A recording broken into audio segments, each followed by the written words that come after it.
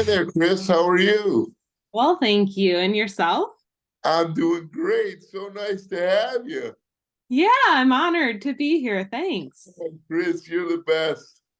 Man, so exciting. First of all, good morning to you. Where are you? I'm in Wisconsin. Oh my gosh. Another Midwesterner. I'm from Michigan. Nice. Nice. What Very nice to meet you. what part of Michigan? Outside of Detroit, West Bloomfield. Okay. Got Are it. you Got it. are you familiar? Yes, I know geographically I've never been there. So, I'm from the Milwaukee area. Got it. Are you a big Bucks fan, Milwaukee Bucks? Um, I would say yes. I Cool. I don't follow the NBA too much, but I do appreciate the culture it brings to downtown and the fun times. So, Well, that's good. Describe for me your perfect day. my perfect day would be beautiful weather, going on a hike or a run or a bike ride out in nature and just having a great time without any interruptions and not having to worry about any outside factors. Yeah. Cool. Tell me a little bit about your family, Chris. Sure. So I have an older sister. And then my parents. My sister's quite a bit older. She's 15 years older than me. So her children are closer to my age Right. than she is to me. So that was fun growing up and experiencing that. Um, and then my parents, they are involved in agriculture and do farmers markets as their livelihood. What do they do? Tell me more. So they grow fruits and vegetables and then make goods for the home. So right now their focus is canned goods, jams and jellies. In the past there's been woodworking items, clocks, toys, a variety of things. And that's what they do. They go to a farmer's market. That's awesome. So do you live on the farm with them? I did growing up. They're not too far away from me, but I live in Wisconsin and they're down in Illinois. So Great. What do you do for work? sure. So I'm a team lead and a project manager.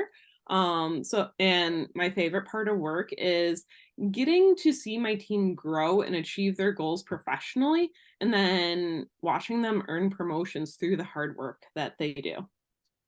Well, I can already tell, and this is a statement that I say all the time. You're a huge cheerleader of others. And I always say, cheer for people, and people will cheer for you. And I know that people cheer for you all the time, Chris. Get into your situation dealing with type 1 diabetes because nobody can talk to it like you can. And I want you to share with our listening audience on the CanDo podcast.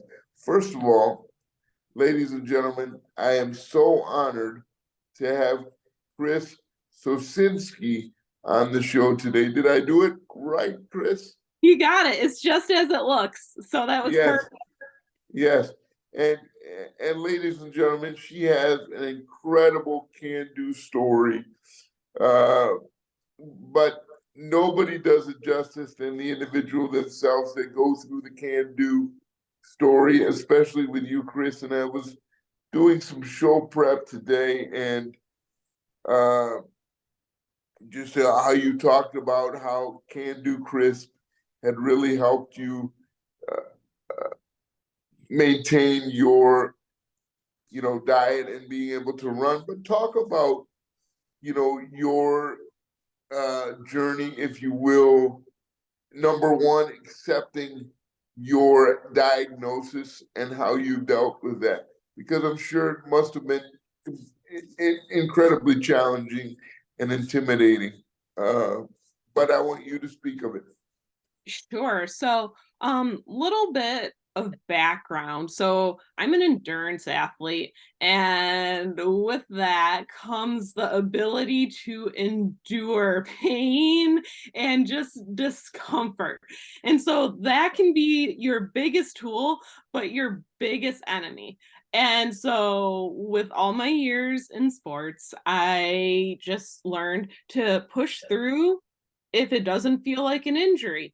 And so when you have general malaise while running and you don't know why you're hitting paces and you're like, this feels weird, but nothing's injured, I'm going to keep pushing.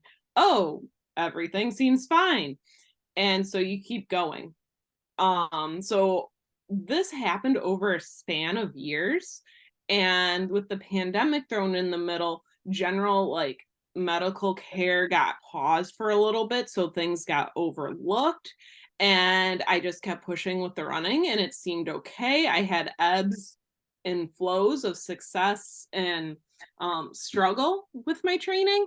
And then fast forward to 2022, I started having odd symptoms in the beginning of the year. So I had strange heartburn that would come whenever I would push hard or eat certain foods, and I just associated it with the foods. Then I was drinking a lot. But hey, you're training for a marathon. Of course you're going to drink a lot. Of course you're going to eat a lot. And some days I could run well, and other days it would just be terrible. I would like run for a half hour and have to sit down, eat a snack, and then go out and finish the rest of the run. And I wouldn't know. This like progressed through the summer. Come fall of 2022, I'm 3 weeks out from the Chicago Marathon. So just about too late to get your financial gains back, defer. I'm like, no, I'm going to do this. So I went and I still did it. And I was still at this point unknowingly sick. Wow. Um, and so I ran the marathon, and it didn't hurt until I finished. And when I finished, it was just the most horrible feeling. And I laid in the grass in Grant Park somewhere for like a half hour. And I'm like, I never want to do this again. That wasn't even close to my worst time, but I never want to do this again because that was so miserable. Another 8 weeks passed. Okay. And I didn't recover from my marathon. I didn't know what was wrong. I suddenly dropped weight. So these are all the key symptoms of type 1. You're eating a lot. How did you know what the symptoms were? Does diabetes run in the family? I knew what they were. I have a friend who was diagnosed 10, 15 years ago, and I like read up on it when I found out he was diagnosed. So I knew from like just reading about it, but I didn't think I had it. Everyone was telling me it was just emotional distress and that I trained too hard. I'm like, okay, I'll buy that. But I wasn't sleeping then either. Extreme thirst, needing to use the restroom, and just I was a bottomless pit with food. So after I lost the weight and I knew something was wrong and things weren't improving, I scheduled a doctor's appointment, and that took 6 weeks to get into. I get my blood work and I'm like freakishly afraid of needles. So this diagnosis was pretty wild for me. Yes. I'm there and they're like, okay, fine. I get a call from the doctor's office at like 4 hours later saying, you need to go to the emergency room now. There's a chance that you die today if you don't take this seriously and get it taken care of. Like my glucose was 515-ish. Right. Explain to the folks that don't know anything about glucose and what that number, what the significance is of that number. Sure. So a normal range for your glucose is between 70 and 120 to 130 for a non-diabetic.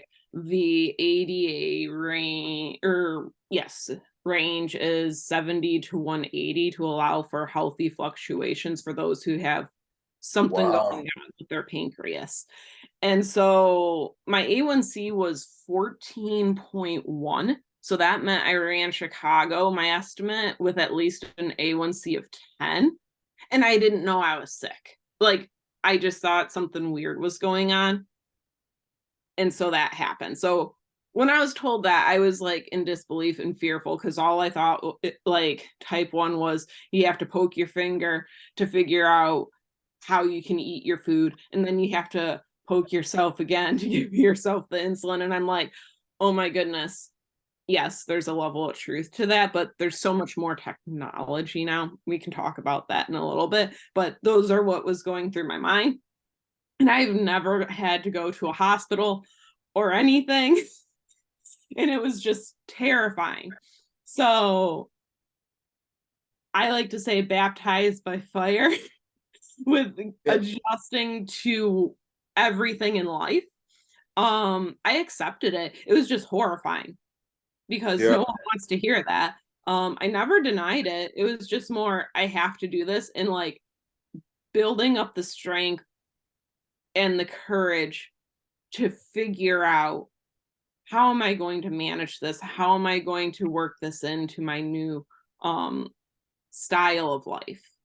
And so that is how diagnosis came to be, and my experiences with it. Very cool. And thank you for taking us through that process. And then, did it all make sense when the doctors told you? Was it like, oh, okay? I mean, like, intellectually, of course it did, and logically, yes, because I lined up with every single thing that was going on. I'm like, but how did I run the marathon, and how did I continue to run 3 to 4 times a week? Like, yes, it was a struggle, and yes, like, I had numerous symptoms while running post marathon, but like, why? We came to find out that the running is what helped me sustain those years where I maybe could have caught the decline in my pancreas function, and why I was able to function so long. So the endurance sports just kept me in check and leveled me out. I would have spikes, but the running in the afternoon would keep me level through the night. Things like Wow. that. Yeah. So that's That what we determined. wow. And one of the things that, you know, I noticed that when you were telling me about your running and how much you enjoy, the endurance athlete part of it, your face kind of smiled a little bit when you talk about being able to endure pain. And see, you bring that word pain, and I cringe at the word pain because I don't like things to be uncomfortable. I like it to be comfortable. I can endure pain, but I don't like it. Talk to me about your pain threshold, because you're smiling now. I have to laugh because there's certain levels of pain that I can handle and it's great, and other levels it's just like zero. So we'll use a paper cut. It'll be like, are you sure that you're going to pass out? You say you're going to, but you're not. Yeah, I'm willing to go run rigorous trails, up in the mountains traveling, or just locally, and let's run until the legs fall out from under you and it's fine. So it's a weird fine line, and I think it's a mentality of what is your outcome, what is your motivation. So like, going back to the paper cut, it's just like, what is the outcome other than let's just stop it from bleeding, Right. and that was an accident. Whereas when you are running, biking, whatever sport you're enduring, and you have a goal, whether that's to make yourself better than yesterday, or to achieve that time or fitness goal, or just enjoyment in life so you can be that little bit better. So Where does your competitive nature come? Because I can tell you're an ultimate, like, I gotta do this, and if I don't, like there's no if I don't. There's only yes, I will. That I don't know. I think it's just part of me and who I am. Um, I've always been strong-willed and very determined to do things. And if people, so like when I was younger, say like grade school years, if teachers told me I couldn't and didn't necessarily get along with them, I'll be like, I'll show you just to prove you wrong and smile when I shock you. And so that was just like me. And I'm like, I don't know, that could just be my attitude. It shouldn't be spiteful at all. And so that's my younger years. As I get older, it's more just like, well, I can and I want. I know my natural potential. I have a little bit of a hurdle now. Well, more than a little, but why not? Let's just pursue it and feel it out. As I'm older, I am less aggressive about it and realize what is the best for me and my true potential versus what's going to drive me in the ground. So I would say that's a maturity factor. What advice would you give to our listeners out there that have this, like, you have this incredible drive and determination to get things done, and you do it so gracefully and so tactfully? What do you say to our listeners out there? Because what you've overcome, number one, let's not even talk about the type 1 diabetes. That's a total separate thing within itself. But the fact that you train at such a high level, not only to do these marathons, but now to do these Ironmans, like, that's freaking beast mode. Yeah. So with the Ironmans, I had learned how to swim just about in late 2021, early 2022. So I've not actually done one. My goal is to do one. And I need to figure out how to get back in the pool with my devices so they can continue to function as well. Because they say up to 60 minutes. But a 2-mile swim for me, I think, is going to take more than 60 minutes. um, it's about knowing your personal limits and your why. So right now I'm still learning that. I have pretty much the bike mastered and the run mastered, but the swim is the unknown. Um, I just really look forward to the journey. And as we do difficult things, it seasons us as people and it adds to our character. And you can use this in any aspect of life, not just athletically. You think about those times that were hard and you learn to navigate and work through to finish or make the best choice. And you can talk about that during the difficulties that we find in life. So, for example, if I'm in the swim, I'm pretty afraid of water. So, open water swim is even more terrifying because it's usually pitch black. What can you do to stay composed in this situation and continue going? That was my motivation to learn how to swim. Now, my motivation is to also do that, but how do I stay composed while managing my condition? What are my resources available? It may not be the same as it was before, but what can we do to achieve this safely? That's So, great. And and talk to me, you said, and I love this, and I ask this to a lot of people. Talk to me about what is your why? Why?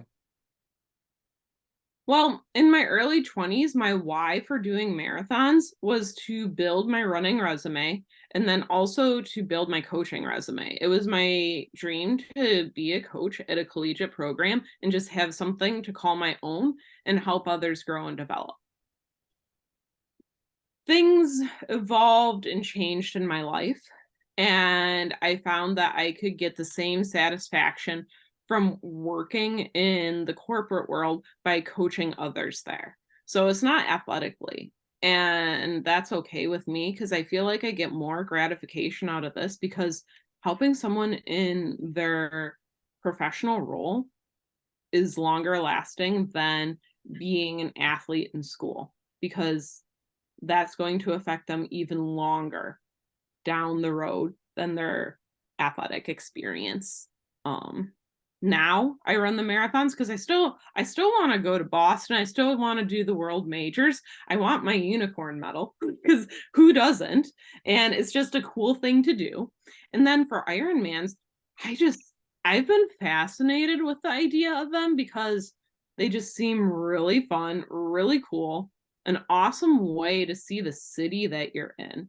Just like you get to run it, you get to bike it, and then swimming with all those people can be terrifying, but also a fun experience too. I like adventure. Yeah, you said something that I really like, and I always, you know, I don't know if you know this, you probably saw the background or noticed, but I use a wheelchair for mobility and I have cerebral palsy. And I'm always incredibly grateful to be in the position that I am. And although tactically it would be better if I wasn't in a chair, but I can't change that. We can only, uh, you know, we can only control how we respond to circumstances. And you haven't responded so well to all of your circumstances in life. And one of the things that you said that I always said growing up is whenever I had a unique challenge to come up, like my wheelchair would break down, or my tire would be flat, or my van lift would break, I would always say to my mom, it builds character. And um, setbacks in life give you an opportunity to grow, and you've certainly grown at every little setback. And I don't even call them setbacks because through challenges, we learn how to, at least me, and I would assume that you do, you take every situation and turn it into a positive. Or just, you're just like, you know what? I'm going to roll with it. I'm not going to sit in my own shit. I'm going to get up. I'm going to figure out how to do this and keep it moving. It's true. I do try to do that. I do have a bad attitude and I try not to spread that to others and I get pretty sour and down and frustrated, but who wouldn't? Being in your 30s and having this major life change. Um I remember being released from the hospital and the next day they said, "Yeah, you're okay to exercise." So I went out for a 2-mile run. And it was great, like thinking about that and how blessed I am that I was able to navigate that so quickly. You know what? You're just a freaking badass. I, I absolutely love it, and I love your courage and just your willingness to just keep moving. You really are an incredible source of power, strength, toughness, uh, just complete determination and will to succeed. What does success look like for you? How do you define success? Success now in terms of athletic ventures is finishing safely, healthily, and being able to continue the next day. So that may not have that competitive level anymore, but it's the realistic fact of, hey, I can and I get to do this.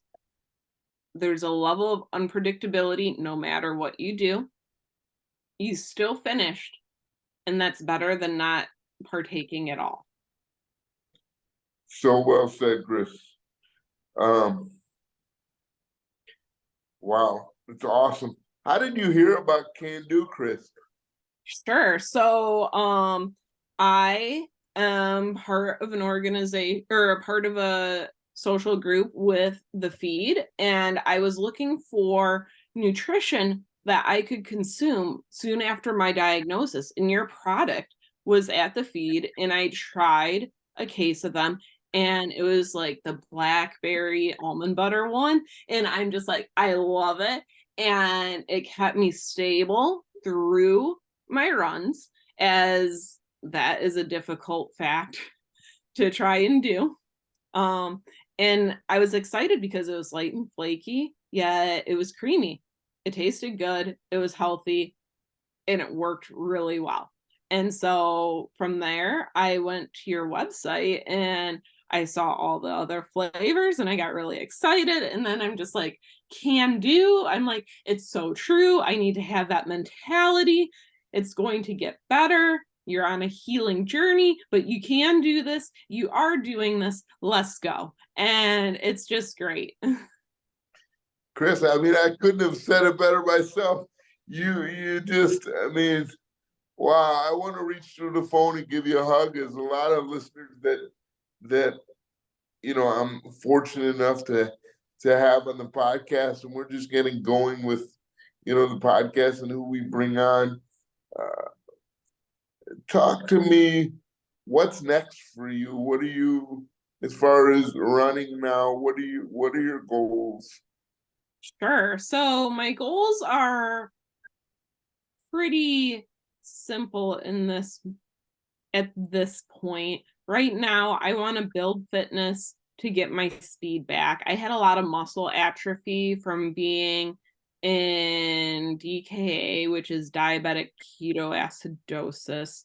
It's where your blood is basically acid because it can't process the glucose. So that was a rough time. It's taken me almost a year to build a lot of that muscle mass back. So now that I have that, I can build my threshold and my speed again.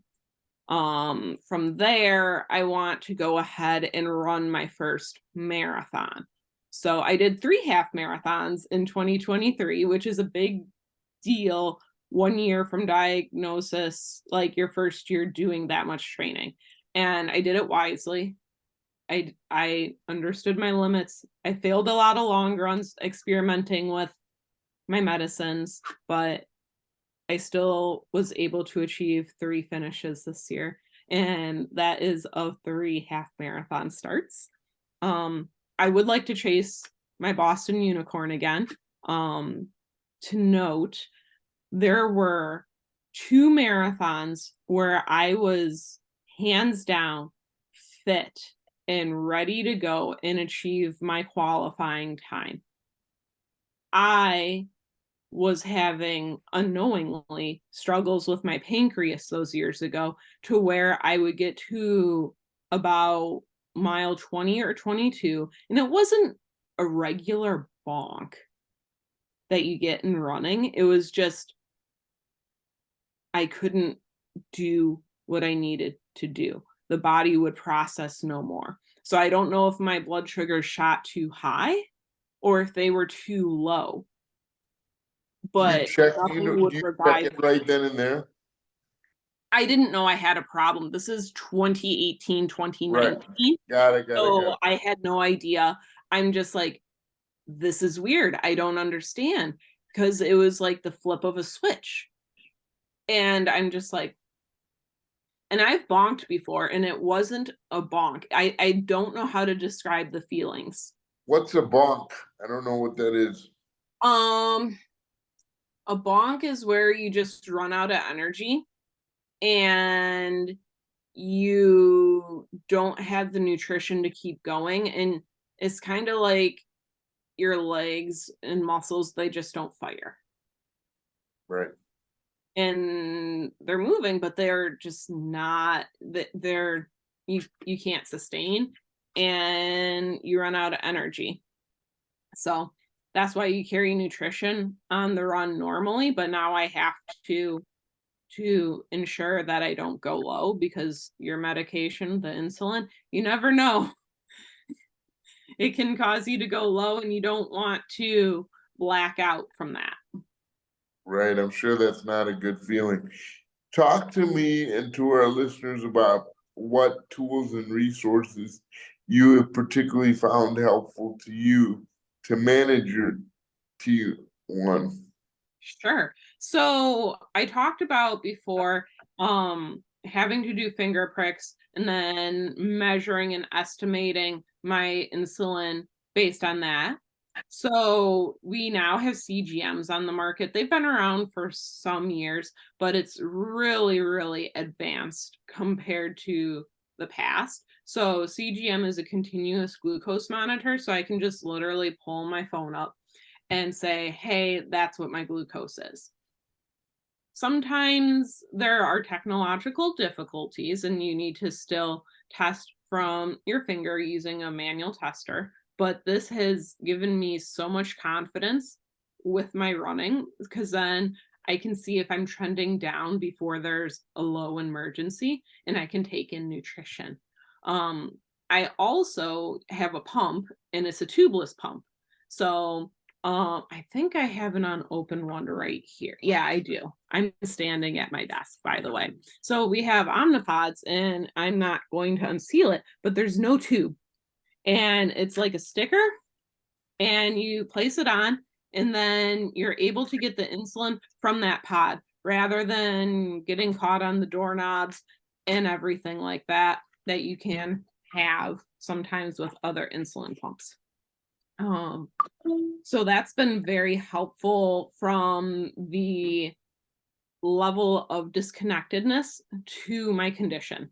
It also allows me to eat more freely. I'm able to see how much insulin I have on board before running so I can accommodate with carbs to be balanced. And then also, when I was using the traditional style with the pens, MDI, they call it, multiple daily injections, I couldn't get my A1C down. I was able to reduce my numbers from the 500 because I was getting the insulin, but for whatever reason, the pens and everything, it just didn't work. I had zero control. I went from an A1C of 8 using the pens down to a 6 in 3 months because I was able to use the pump. And I, like, in 1 week, I had so much more control. That's great. Um, I'm trying to think. Let me see what else. You've covered so many things. How you manage your levels. What is your biggest can-do moment? What are you most proud of? When I say can-do to you, Chris, what does that mean? Can do. For me, that means getting out there and doing it because you can. So I signed up for, I don't know if you're familiar with Grandma's Marathon weekend. That's up in Duluth every June. Before I knew I was sick, I signed up for their half marathon. And again, that was one of those deals where it's like, well, you're locked in for the hotel and you're locked in for your bib. There's no going back. So it was February then after my diagnosis, and I'm like, I have to start training now. What do I do? Do I even want to do this? I don't know. But I had gotten the blessing from my endocrine to go ahead and start training like usual.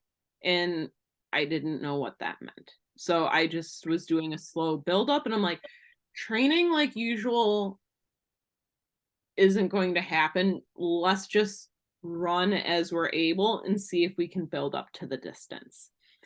So I did that. And then Chris, you're awesome. Keep going. sure, I did that. And at the same time, I'm just like, I need help. I know how to coach myself, but what do I do? I'm going to need someone to help me navigate this. So I scouted some coaches, and I was referred to my current coach. Her name's Stephanie Flippin. She's awesome. She's a doctor and she is an ultra runner, and she's been coaching me since early 2023. We've been teaming together. She helped me to get to the finish line for Now, the does she have T1 too? She does not. She Right. had more of the medical background to help me understand my training load to ensure I didn't do too much too soon and create a issue down the road That's while so great that you had her. I'm yeah. sure what a tremendous help she must have been. Mm-hmm. Mm-hmm. She's been great and still is. So I'm really grateful for the connection to her. But yeah, was able to cross that finish line. My goal was to be sub 2 hours, just as a general set point in my half marathon. Just to see where I'm at, because I knew I didn't train for speed. I trained to finish the distance, and I knocked it out of the park. I think I was like 154, 155. So I surpassed my goal, and I was safe and sound. I managed my condition. It was great. The only issue I had during the race was that because we are in the remote north woods of Minnesota, there was no reception from my phone. So my CGM wasn't able to connect to my watch, and I could only take my phone out to see where my glucose was while I was doing this. And that, if you're trying to go fast, that can be cumbersome, but I was just happy to feel good and kind of go fast for me at that point and finish safe and strong. So it was a good day, even with that scary complication. Well, that's what we talk about, character builders and being creative and just figuring out a way, a will to continue to succeed and to finish. You're an incredibly goal-oriented individual, and when you set a goal, nothing or anything will stop you from achieving that, I can tell. Um, that's so great. What else was it? What sports did you play growing up? Sure, I played a lot of things. The only thing I didn't get to play was soccer and lacrosse, because I was just born into those years where those teams weren't available at my schools yet. But I think I really would have enjoyed them. But I was in volleyball, track, cross country, basketball, softball, some of these sports more than others. I shifted to the running more in high school, as I enjoyed it. I thought it was really cool that we got to run through the woods on the trails and see a lot. It was always an adventure and something to look forward to. And something my high school coach always talked about is that this is something you can do after you're done with high school, after you're done with college. Some of these other sports, you have to rely on others to partake with you or find a group or organization. They're like, you can get a run in anytime you have time. And they were Right. right. I just thought that was so cool. Tell me how you feel when you're running. Um, let's see. Yesterday I felt like, why am I doing this? I got caught in a thunderstorm and I was trying to do a workout, and I'm just like, I should have went to the indoor track, but I didn't want to drive there. So why am I doing this? And then, like, I finished and I'm like, mine is getting caught in the thunderstorm. That was pretty cool. That was rewarding. When I run trails, that's super cool because you get to see so many geographical features of the land, something you wouldn't see when you're walking. It's a different perspective when you run versus walk. It's a crazy thing. You notice different things. Talk to me about that real quick, because I think that's really cool. I've never So been able to run or walk, so tell me about that. Yeah, so when you're running, you're always scanning the ground and then like looking at your surroundings, making sure you're going to put your feet in the right place, different things. So this is trail specific. You notice the beauty, but it's more holistic around you. When you walk, you don't have to be as cautious with your footing. You still do, but you have more time to look around and check out each and every detail of the depth of the woods rather than scanning for safety and things like that. So it's two different levels of beauty. And in nature, it's a lot of work on those trails, but it is so rewarding because you get to see so much. And then when you run, you get to see more Right. distance, cover more trail. So So you talked about things you want to do next. Like, are you running when is your next date? When are you? I am not signed up for anything right now. I'm thinking about doing a fall 2024 marathon. I'm trying to decide if I want to do something local or if I want to do one of the world majors. So I could throw my name in for Chicago or Berlin. I have like less than a week to decide that. If I get swimming in over the winter, I can do some triathlons and sign up for those locally. Um, I might be able to partake in the Ironman branded races in Wisconsin. I'd have to look into that. Um, but I want to make sure that I have the swimming down before I commit. I do know that I'm going to do a variety of half marathons next year because I can and they're fun. Just because I sign up for a race doesn't mean I'm racing. So, but I do plan to race at least one half marathon and see how fast I can go rather than just going for the experience. Well, I have so much enjoyed meeting you. I have so much in. I just love your courage and enthusiasm and your matter of fact thinking about life. I just signed up and I'm just gonna get out there and do it and just keep moving forward. And I love that. Uh, as we, what are you going to be doing for the holidays, Thanksgiving and Christmas coming up? Um, Thanksgiving, I'm going to be spending time with my family and then also my boyfriend's family. So usually we travel to them, but they're coming to Wisconsin this year. So it'll be fun to see all of them. My immediate family is pretty local. They're not too far away. So I'll be able to see both families day of and then the rest of the weekend, see who has what availability and hang out. Um, Christmas, I don't know. Like, there's family local, there's family distant, there's time to travel, so maybe we'll travel to that family. I'll know closer to the date. That's in the air. Does your boyfriend run with you?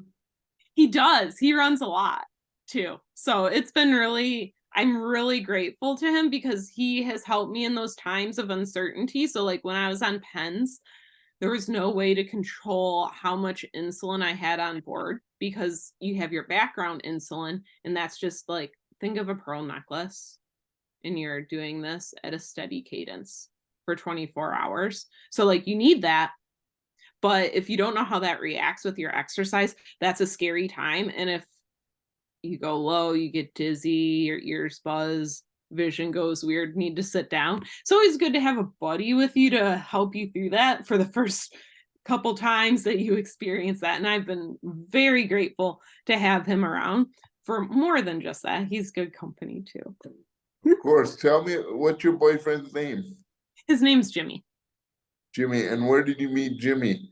I met him at a local fun run, actually. He was new one night, and one of my friends and I are like, this guy, he's new. We don't know him. With the haircut he had at that point in time, we thought he looked like Jim from The Office, so we thought it would be funny to be like, hey, we hear your name's Jimmy. Is that true? Because we hear Like, or because we think you look like Jim from The Office. We didn't know. We just thought it was funny to tease this new person.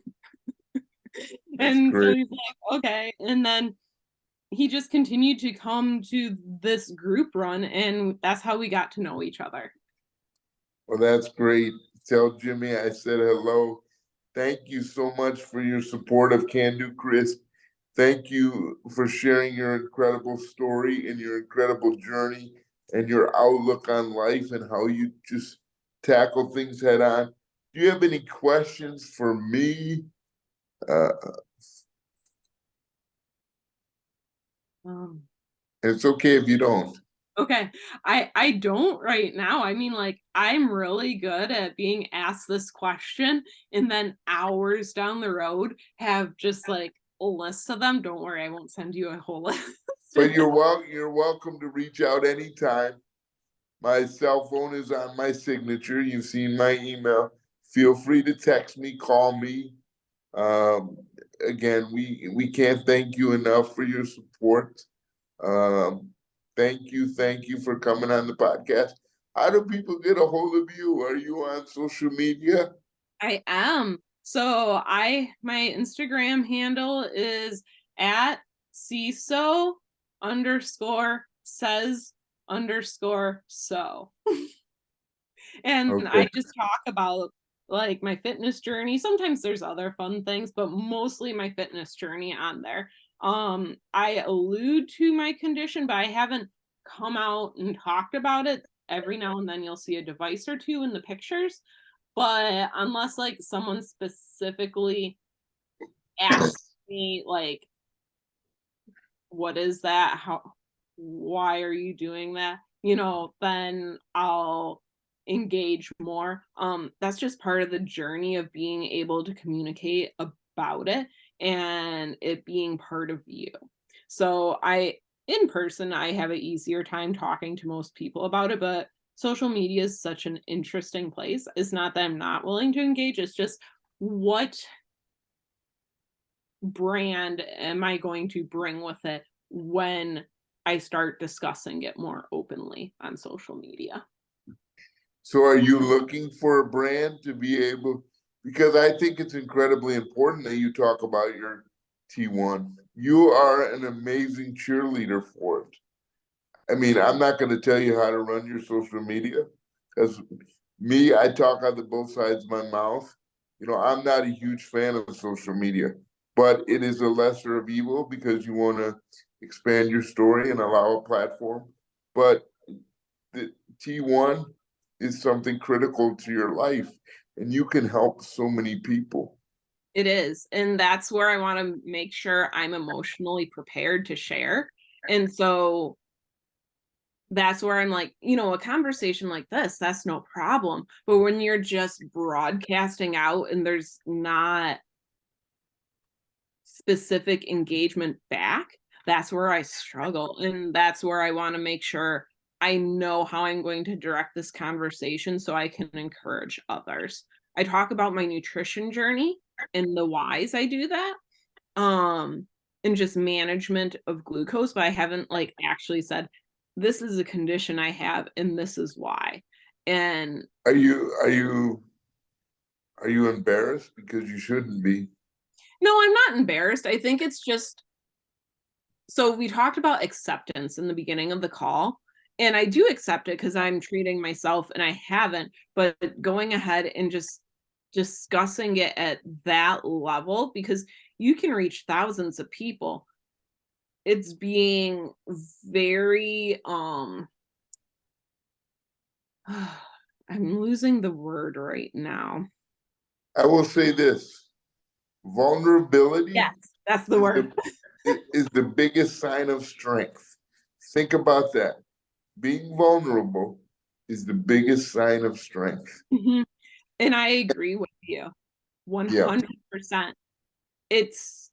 It goes back to what motivates you, and it stems from a similar place. You cannot force someone to be motivated until their heart's in the right place. 100% agree. In the vulnerability, I'm getting there. as like I am doing this call and this is really exciting to me. But for me, it's just like, at what point will I be ready to talk about that? And I want to make sure I'm ready when I do that so I can be the best positive, but also realistic resource for people out there that are looking for those details. I will tell you, you're there. You're the best. Believe it. You've done it every day. Trust me. Okay. When you're ready, I know you're ready. But I want you, only you can control that. But I know you're ready. You're more than ready. Okay. I know, and you don't know me from Adam. We just talked for the first time today. I've never been on your social media. I just read a background. When I do these podcasts, I want to meet as if you're in the room with me and I can give you a hug. You know, I don't, but I can tell you are a badass. Thank and you. and you have so much to give. You talk about how you love your job and coaching people. Your platform for social media is going to help so many people. It ain't about you. It's about those people out there that are scared to death about their T1 and how you can change their life. It's not about me. It's about how can I affect that other person that may not have that can-do attitude that I have, that I can show them that being vulnerable is okay. And you can show people that being vulnerable, you can still be a fucking badass. Because that's not going to change you. In fact, that's going to make you more of a badass. Because people sit there all day long and they hide behind their computer and their social media and this and that, and they got to be perfect. Being perfect is who you are. You're perfect the way you are. That's right. That's Damn right. right it's right. So I just want to commend you. You've done a great job. I'm a true fan of yours. Thank you for supporting CanDo and living that every day. And hopefully we'll be in touch real soon. Absolutely. If you ever come out to South Florida, it would be my honor to meet you in person. That sounds great. I will let you know if that happens. And then if I'm ever in Milwaukee, or where are you, in Minnesota? No, I am in the Milwaukee area. Yes. I've never been to a Bucks game. I'm a huge NBA guy. Uh, I would love to go to a Bucks game with you. They got a new player, Damian Lillard, Mm-hmm. along with the Greek Freak, who I absolutely love. In fact, Yes. I was on social media the other day, and I was looking at something that he talked about failure. He said, Michael Jordan won 6 championships, and he's the greatest basketball player that ever lived, but he still played in the NBA for 15 years or 16 years. So do you talk about the years that he didn't win a championship as a failure? No. You still learn from it, you grow from it, you build from it, and that defines the character. And you talked about the character a few times in this podcast. And so, and a great rapper said, even in losses, you learn lessons. Lessons aren't for losses.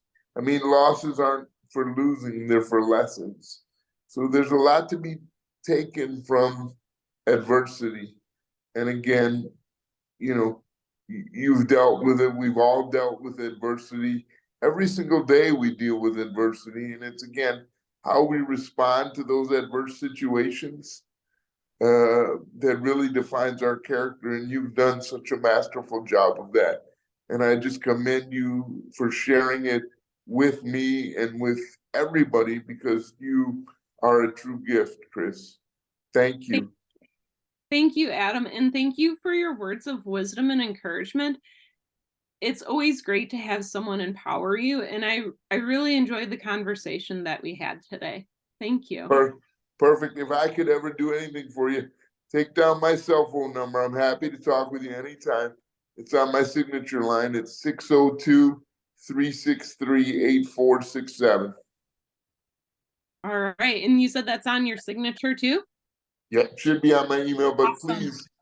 please text me whatever at your pace, but encourage you to just be you because it's awesome. Thank you. Thank you so much. You have a great day. Enjoy your rest of the week and have a great weekend. Thank you. You too, Adam. All right. Much love to you. Take care. Yes. Thank you. Happy holidays. Bye bye. Yes.